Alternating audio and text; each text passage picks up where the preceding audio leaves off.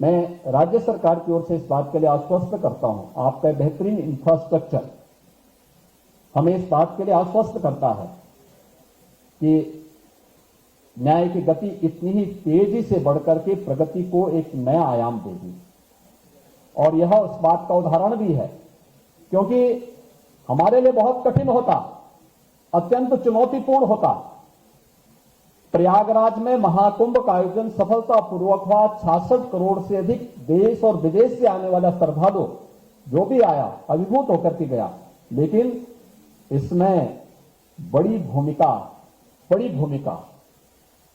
हमारे इलाहाबाद उच्च न्यायालय की भी है। इलाहाबाद उच्च न्यायालय की इसलिए भी है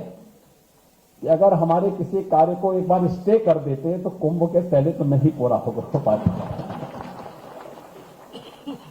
लेकिन वो कार्य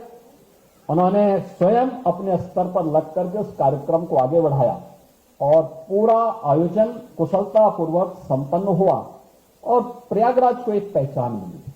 आयोजन इतने बड़े स्तर पर हो सकता है, सभी लोग मिल करके एक साथ बाबा साहब भीमराव अंबेडकर के द्वारा बनाए गए संविधान की भावनाओं के अनुरूप अपनी अपनी जिम्मेदारियों का निर्वहन कर पाएंगे तो परिणाम लाए जा सकते हैं। उस परिणाम को उस अवसर पर लाने में सफलता प्राप्त हुई थी और मैं इस बात के लिए आपको आश्वस्त करता हूं कि अब ये मल्टी लेवल पार्किंग और अधिवक्ताओं के जो बेहतरीन चेंबर बने हैं, इस हमारी सारी जिम्मेदारी तो अब यहां पे माननीय उच्च न्यायालय और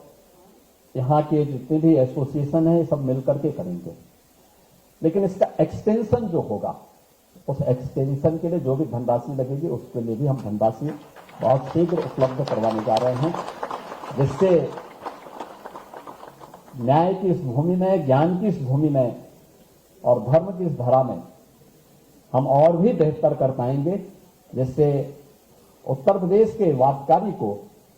समयबद्ध तरीके से न्याय प्राप्त हो सके।